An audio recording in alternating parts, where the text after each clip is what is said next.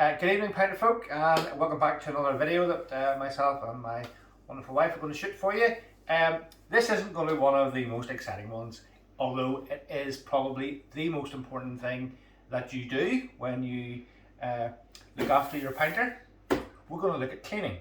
Now, if you go onto the Facebook page that a lot of us are on, there's about 10,000 of us now on that Facebook page, you'll see a lot of guys having issues with leaky taps, leaky valves, sticking valves, stuff not flowing, and I'm not terribly sure what the reason is behind that. I have 3 pinters, and since I've had them all, I've done lots of brews and I've had no issues with any of that. So whether or not cleaning is anything to do with it, I couldn't guarantee it, but we're going to go through the cleaning process just to see if I can just add a little bit to what you guys do, just to make sure, because unfortunately it's a very sad day in our household.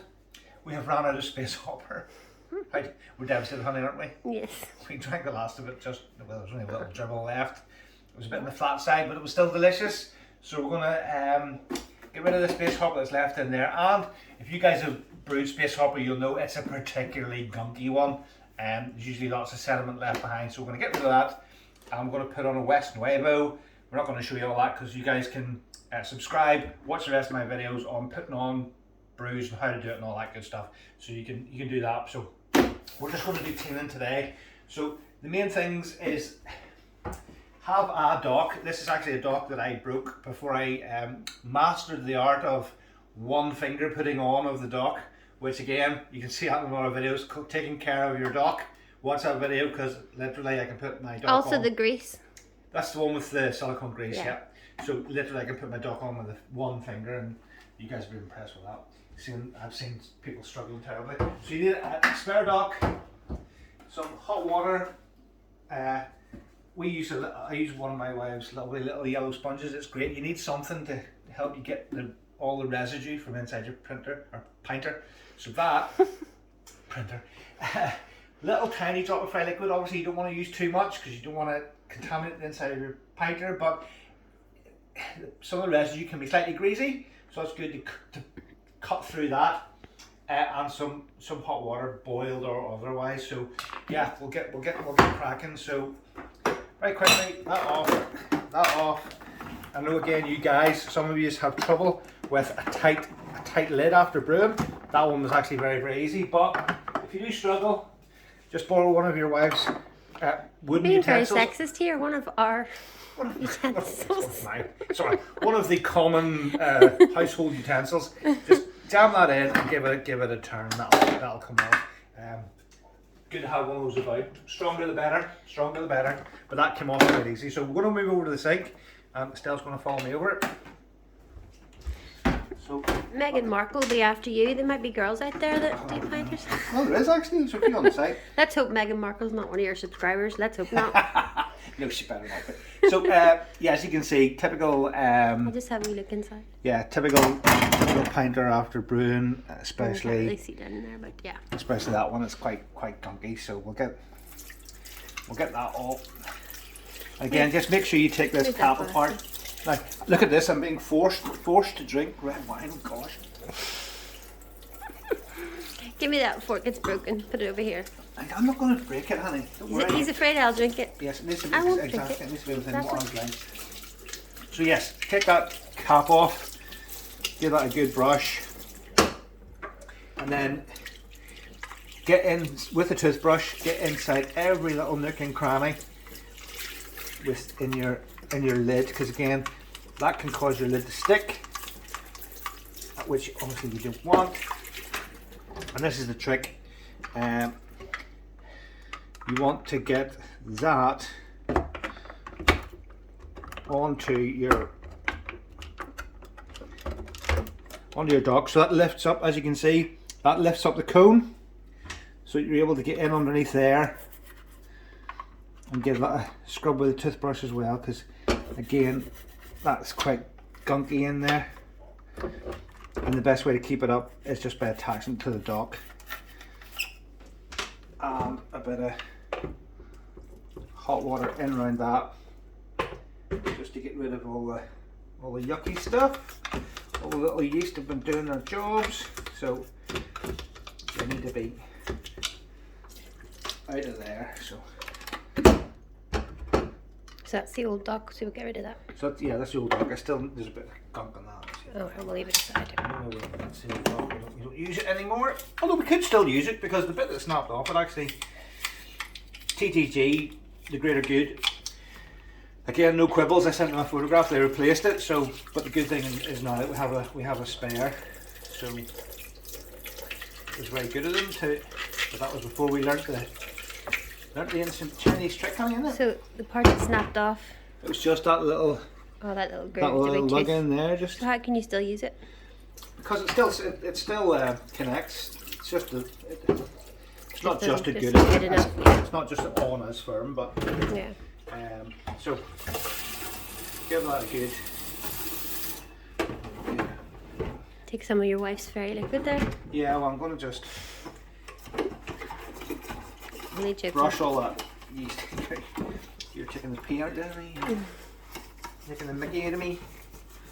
I was not obviously being sexist. You know I know, I was just being funny about the yeah, you know I'm not. dishwashing soap business. So we'll close the valve at the back, just someone dribble everywhere. Now again, some of you will notice that when you are cleaning, sometimes you get a bit of water that seeps down in between the body. But if you look down in, you'll not be able to see it in the video, but I mean inside there is absolutely honking. There's a line where it's been brewing, but a little bit of that, a little bit of tap water first, because you don't want to pour boiling hot water straight into it, because you might crack it. So it's just enough so that the water is hand hot. My hand fits perfectly inside the pinter. That's a little bit on the one side, not much, but get the cloth right down in, and literally, especially if you reach down, you'll be able to feel where the pressure release valve is down the bottom, and those little valves. And I swear, I think that's some of the issues it can cause, because if that sticks, if that's got gunk in it, and that sticks, you're going to be in trouble, because the pressure is going to build up inside your pinter. It'll not be able to vent. I always check mine. See when you've got a brew on, always check. Release the valve ever so slightly, give it a little press, just to make sure that it's working. And do that every couple of days whilst it's brewing, just to make sure, because you don't want too much pressure, because it's going to come out somewhere. And if that's out through your tap or something, you know, it's not on a basin, it's going to ruin your carpet and your life. So again, already, you know, looking down into that, to the fill line and everywhere else, that's already quite clear. Now, when you've got that hot water in there, open your valve and let plenty of it. Where do you set it to open it up? Just set it off. Set it off. And let plenty of that nice hot soapy water run out through your valve, and give it a wee, not too, because it's only held in by one screw, this valve, so don't be harsh with it. Don't be nice and gentle, because once that goes, that's new pinter, unfortunately. Also, whilst that's there, whilst hot water's there, get your handle, reattach it, open the valve. Oh, and then you're going to let water run through the tap as well. Let plenty of water run out through your tap, give it a wee shushy, and get your toothbrush up in it. Yeah, it's a bit like your water tap. Yeah, I mean, sort of gunk in it, doesn't it? Yeah, yeast's been running through it, and the sediment and beer and all sorts of things. So let plenty of water run through that. That should be enough.